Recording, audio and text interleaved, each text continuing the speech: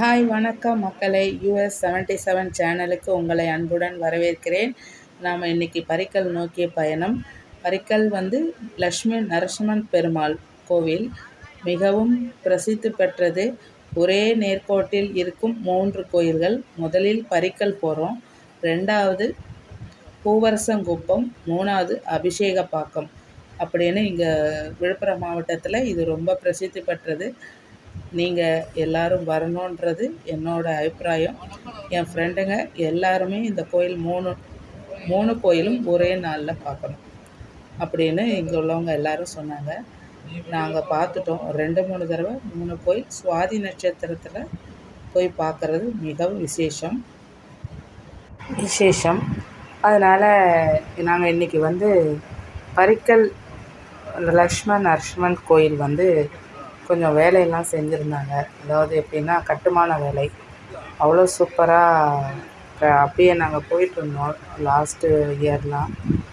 அப்போ அந்த கோயில் கட்டுமான வேலையெல்லாம் நல்லா நடந்துட்டு இருந்தது. சிற்ப வேலை, கோயிலே புதுப்பிக்கணும் அப்படின்னு சொல்லி அரசாங்கம் முடிவெடுத்து ஊர் மக்கள்லாம் சொல்லி அதை செஞ்சதுனால இப்போது நல்லா பிரசித்தமாக செஞ்சு பெரிய கும்பாபிஷேகம்லாம் செஞ்சாங்கன்னு சொல்லி மக்கள் சொன்னாங்க. ஆனால் நாங்கள் கும்பாபிஷேகத்துக்கு போக முடியல. ஏன்னா எங்களுக்கு ஒரு அவசர வேலைனாலும் நாங்கள் வெளியூர் போக வேண்டியதாக இருந்தது. இனிமேல் இந்த கும்பாபிஷேகம் நடந்து ஒரு 48 நாட்களுக்குள்ளே போகணும்னு நாங்கள் நினச்சோம். வர சனிக்கிழமையோட 48வது நாள் முடியுது. அதனால் இன்று எங்களுக்கு கொஞ்சம் ஃப்ரீயாக இருந்தது. இன்றைக்கி நாங்கள் கிளம்பிட்டோம், எங்களோட பிரயாணத்தை தொடங்கிட்டோம். பரிக்கல் நரசிம்ம பெருமாள் எப்படிப்பட்டவர்ன்றது நிறையா பேருக்கு தெரியும். அவரை வணங்க எல்லாருக்கும் சந்தோஷத்தை தவிர வேறு எதுவுமே வராதுன்றது நம்பிக்கை, இங்குள்ள மக்களோட நம்பிக்கை. கண்டிப்பாக விழுப்புரம் மாவட்டத்துக்கு வரக்கூடிய எந்த ஃப்ரெண்டாக இருந்தாலும் சரி, நீங்கள் எந்த ஊரில் இருந்திருந்தாலும் சரி, கண்டிப்பாக இந்த 3 கோயில் ஒரே நாளில் பார்க்கக்கூடிய சந்தர்ப்பம் இருந்தால் பாருங்கள். அதுவும் சுவாதி நட்சத்திரம் அன்னைக்கு சுவாதி நட்சத்திரமான்னு பார்த்து வாங்க. இப்போ கள்ளக்குறிச்சி, உளுந்தூர்பேட்டை இருக்க மக்கள்லாம் கண்டிப்பாக அவங்களுக்கு தெரியும், வந்துடுவாங்க. இப்போ சென்னை, திருச்சி, மதுரை இங்கே இருக்கிற மக்கள்லாம் வர்றது கொஞ்சம் சிரமம். அதனால் அந்த டைமுக்கு இங்கே ரூம் எடுத்து தங்கி பார்க்குற மாதிரி இருந்தால் வரலாம். ஆனால் சுவாதி நட்சத்திரம் அன்றைக்கும் சூப்பராக இருக்கும். வருஷப்பிறப்பு, வைகுண்ட வாச பெருமாளோட வைகுண்ட வாசல் சொல்லுவாங்கள்ல, அப்போது அந்த டைமில் ரொம்ப கூட்டமாக இருக்கும். அந்த டைமிலும் வரலாம். ஆனால் ஹைவேயில் இப்போ நல்லா போட்டதுனால ரோடெல்லாம் அவ்வளோ சூப்பராக இருக்கும். நாங்கள் காரில் போனதுனால எங்களுக்கு அது தெரியல. இப்போ காரில் போகிறதுனால ரோடு எப்படி இருக்குதுன்றது நாங்களும் போய் ஒரு 1 இயருக்கு மேலே இருக்கும். அப்போ கோயில் வேலைப்பாடு நடந்துகிட்டு இருந்தது. வெளியே தான் மூலவர் வெளியே வச்சு பிரதிஷ்டை பண்ணி சாமி கும்பிட்டுட்டு இருந்தாங்க. நாங்கள்லாம் வெளியே தான் போய் சாமி கும்பிட்டுட்டு இருந்தோம். அப்பயும் க்யூவில் இருந்து பார்க்கணும். ஏன்னா எப்பயுமே இந்த 3 கோயில்லையும் கூட்டம் இருந்துக்கிட்டு தான் இருக்கும். நரசிம்மர்னு சொல்லி கேட்டாலே நமக்கு ஒரு தைரியம் வருங்க. நமக்கு எவ்வளோ பெரிய தொந்தரவு கொடுக்குறவங்களா நமக்கு அருகில் இருந்தால் கூட நரசிம்மரை வணங்குறோம் அப்படின்னு தெரிஞ்சிச்சுன்னு வைங்களேன், கண்டிப்பாக தொந்தரவு கொடுக்குறவங்க தான் தோற்று போவாங்க. எனக்கு தெரிஞ்சதை சொல்கிறேன். அதுக்கு கதைகள்லாம் நிறையா இருக்குது. இவர் தான் பரிக்கல் இருக்கிற நரசிம்ம பெருமாளுடைய ஆலயம். இவர் இப்போ தான் இந்த கோபுரத்தெல்லாம் நல்லா சிற்ப வேலையெல்லாம் செஞ்சு கலர்லாம் பூசி வண்ணம் நல்லா அழகழகாக இருந்தது ஃப்ரெண்ட். போட்டு இது நல்லா அவ்வளோ அற்புதமாக செஞ்சுருந்தாங்க. பார்க்கவும் அழகாக இருந்தது. தூரத்தில் இருந்தே உங்களுக்கு எடுத்து, ஏன்னா உள்ளே போய் வீடியோ எடுக்க விடுவாங்களான்னு எனக்கு தெரியல. அதனால் தூரத்தில் இருந்தே எடுக்க ஆரம்பிச்சிட்டேன். இதுதான் ராஜகோபுரம் தரிசனம். பார்த்துட்டிங்களா? இங்கே கார் பார்க்கிங் வசதி. ஆனால் கார் பார்க்கிங்க்கு டோக்கன் கேட்குறாங்க. அதனால் டோக்கன் போட்டுட்டு தான் நீங்கள் உள்ளே வரணும். 2 வீலரில் வரவங்க வரலாம். இதுதான் ராஜகோபுரம். ஓம் நமோ நாராயணா அப்படின்னு சொல்லிக்கிட்டே தான் வந்தாங்க நிறையா பக்தர்கள். இன்றைக்கி சாதாரண நாளில் போனவே கொஞ்சம் ஓரளவுக்கு கூட்டம் இருந்தது. இதே நாங்கள் போகும்போது மணி 12 கரெக்டாக மணி 12க்கு முன்னாடி போனோம். ஆனால் 1 மணிக்கு வரைக்கும் திறந்துருக்கும்னு சொன்னாங்க. ஒருவேளை மண்டல பூஜை நடக்கிறது அப்படின்னால 1 மணி வரைக்கும் திறந்துருக்காங்களா அதுவும் தெரியல. அதனால் நீங்கள் கேட்டுட்டு கூகுளில் சர்ச் பண்ணி பார்த்துட்டு எப்போது கோயில் க்ளோஸ் பண்ணுவாங்க ஓப்பன் பண்ணுவாங்கன்னு கேட்டுட்டு நீங்கள் கிளம்புங்க. லக்ஷ்மண் நரசிம்ம பெருமாள் பரிக்கல் உள்ளே வந்தாச்சு. இதுதான் என்ட்ரன்ஸு. ராஜகோபுரம் வழியாக வரும். கதவுலாம் சும்மா பிரம்மாண்டமாக போட்டிருக்காங்க. இங்கே பாருங்கள், பெரிய ஒரு கோயிலுக்குள்ளே நுழையிற ஒரு ஃபீலு. ஆனால் இது ரொம்ப சக்தி உள்ள சாமி. பெருமாள்லே இவர் வந்து ரொம்ப நம்மளுக்கு பாதுகாப்பாக இருக்கக்கூடியவர். இவரை வணங்கிட்டால் நமக்கு கடன் தொல்லை வராது, யாரும் நம்மளை தொந்தரவு பண்ணுறவங்க யாராக இருந்தாலும் வரமாட்டாங்க கிட்ட, அப்படின்ற என்னோட ஒரு சின்ன அபிப்பிராயம், நம்பிக்கை. அதனால் கண்டிப்பாக இவரை கைவிடாமல் இவரை கைப்பிடிச்சிக்கிங்க. ஏன்னா அவ்வளோ நல்ல பெருமாள்.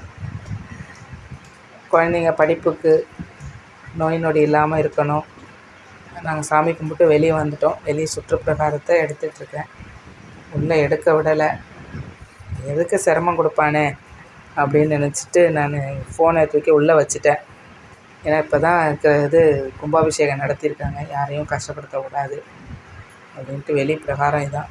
நல்லா அற்புதமான வேலைப்பாடு. ஃபுல்லாக தச அவதாரத்தையும் மேலே கோபுரமாக கட்டி லைனாக பண்ணியிருக்காங்க. அற்புதமாக இருந்தது உண்மையிலே. நீங்கள் வந்தீங்கன்னா மிஸ் பண்ணிடாதீங்க. விழுப்புரம் வந்தீங்கன்னா பரிக்கல் போயிட்டு நரசிம்ம பெருமாளை பார்த்துட்டு அப்படியே இன்னொரு 2 கோயில் இருக்குது, அதையும் கவர் பண்ண முடிஞ்சால் பார்த்துங்க. ஏன்னா எல்லாமே ஒரு 60 ஒரு 80 கிலோமீட்டருக்குள்ளே சரௌண்டிங் முடிஞ்சிடும்னு நினைக்கிறேன். உங்களுக்கு இப்போ பூவரசக்குப்பம், அபிஷேகப்பாக்கம், இதுக்கு அடுத்த 2 கோயில் நரசிம்ம பெருமாள் தான், லக்ஷ்மண நரசிம்ம பெருமாள்.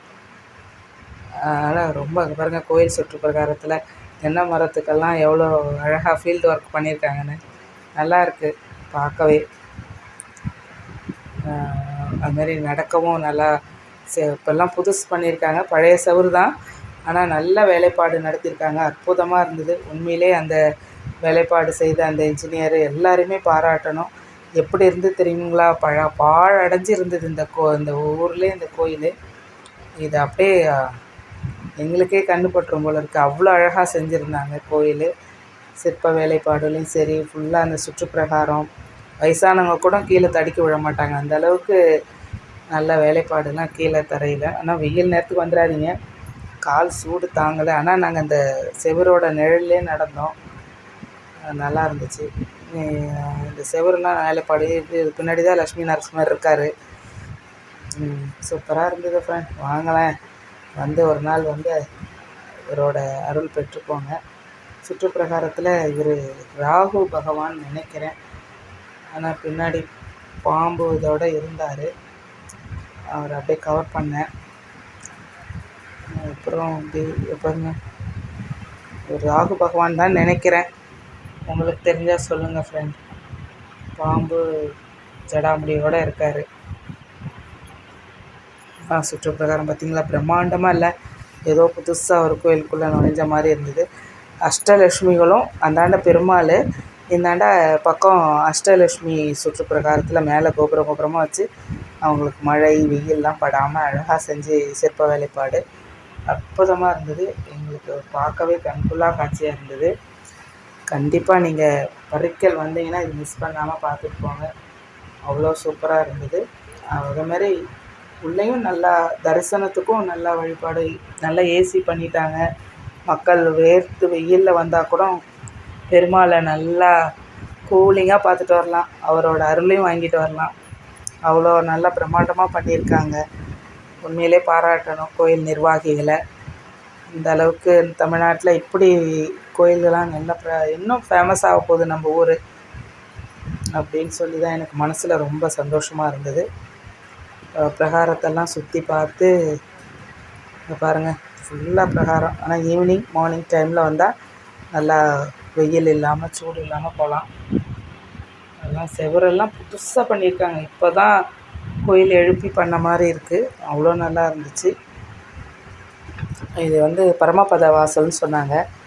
அப்படியே போய் எட்டி பார்த்தேன். இன்றைக்கி எதுவும் தெரியாது. வைகுண்ட ஏகாதசிக்கு தான் இந்த இடத்த நல்லா சூப்பராக பண்ணி வச்சுருப்பாங்க. ஆனால் சும்மா போய் பார்த்துட்டு வந்தேன் எட்டி. இன்னும் வேலைப்பாடு நடந்துக்கிட்டே இருக்குது. இன்னும் முடிக்கலை. ஆனால் நல்லா இந்த மண்டலத்து பூஜையெல்லாம் நல்லா செஞ்சிட்ருக்காங்க. கீழே பாருங்கள், கயிறு கட்டி என்னென்னோ பண்ணிகிட்ருக்காங்க. நல்லா இருந்தது போயிட்டு வர வரைக்கும். வேலைப்பாடு நடந்துட்டு தான் இருக்குது இன்னும். ஆனால் உண்மையிலே பாராட்டணும். பாருங்கள், அஷ்டலட்சுமி அம்மா தாயே எல்லாருக்கும் நல்லது செய்யுங்க, அப்படி தான் வேண்டணும். கஜலட்சுமி, அஷ்டலட்சுமி, சந்தானலட்சுமி. அதுதான் கொடிமரம். கொடிமரத்தில் லட்சுமி நரசிம்ம பெருமாளோட அச்சு இருக்குது பாருங்கள்.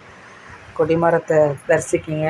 பின்னாடி கோபுரம். அது கும்பாபிஷேகம் ஆகி கொஞ்ச நாள் தான் ஆகுது. அதனால் அதை காட்டணுன்றதுக்காக வெளியே எல்லாமே நான் உங்களுக்கு காட்டிட்டேன். வாங்க, கண்டிப்பாக வாங்க. நாங்களும் கோயிலை பார்த்துட்டு வீட்டுக்கு திரும்பிட்டோம். உங்களுக்கு விழுப்புரம் வந்து வாய்ப்பு கிடச்சிதுன்னா நீங்கள் கண்டிப்பாக லட்சுமி நரசிம்ம பெருமாளோட 3 கோயிலுக்கும் வந்து பாருங்கள். அவரோட அருள் பரிபூர்ணமாக கிடைக்கும். என் வீடியோ பிடிச்சிருந்தால் லைக் பண்ணுங்கள், ஷேர் பண்ணுங்கள், சப்ஸ்கிரைப் பண்ணுங்கள். ஸ்கிப் பண்ணாமல் வீடியோவை ஃபுல்லாக பாருங்கள். எனக்கு அதுவே பெரிய விஷயம். அதனால் என்னோடய வீடியோவை தொடர்ந்து நான் ஆன்மீக சுற்றுலா போயிட்டே இருக்கிறதுனால உங்களுக்கு வீடியோ இதை பற்றியே வருது. எனக்கு தெய்வ பக்தி அதிகம் அப்படின்றத உங்கள்கிட்ட ஷேர் பண்ணுறதுல எனக்கு ஒன்றும் இது கிடையாது. குக்கிங்லாம் இப்போ என்னால் வீட்டில் இருந்து குக் பண்ணுறது யாரும் வீடியோ எடுக்கவே முடியல. இவர் தான் வெளியே வரும்போது இந்த ஆஞ்சநேயரை சேவிச்சுட்டு வந்தோம். நல்லா இருந்தது ஆஞ்சநேயரோட தரிசனம். இவருக்கு ஒரு பாய் சொல்லிவிட்டு எல்லோரையும் நல்லபடியாக வைங்க. எந்த ஆக்சிடெண்ட்டும் யாருக்கும் நடக்கக்கூடாது, நல்லபடியாக இருக்கணும் எல்லா மக்களும் அப்படின்னு வேண்டிட்டு விடை பெற்று கிளம்பணும். ஓகே ஃப்ரெண்ட்ஸ், பாய். என்னோடய வீடியோவுக்கு சப்ஸ்கிரைப் பண்ணுங்கள், லைக் பண்ணுங்கள், ஷேர் பண்ணுங்கள். ஓகே ஃப்ரெண்ட், பாய் பாய் பாய்.